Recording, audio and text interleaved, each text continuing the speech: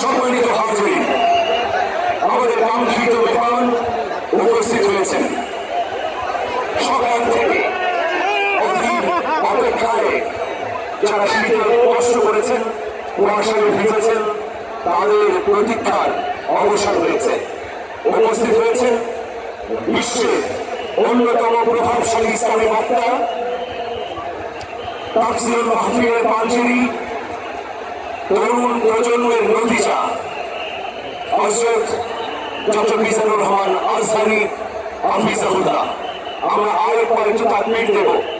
নারায়ে তাকবীর, নারায়ে তাকবীর। প্রত্যেকেই আপনার মোবাইলে আলো জ্বালিয়ে আলোর বন্যা করে দেন। সারা বিশ্ব দেখুন আজকে যশোর একটা অনন্য ইতিহাস তৈরি করেছে। প্রত্যেকে মোবাইলে লাইটের আলো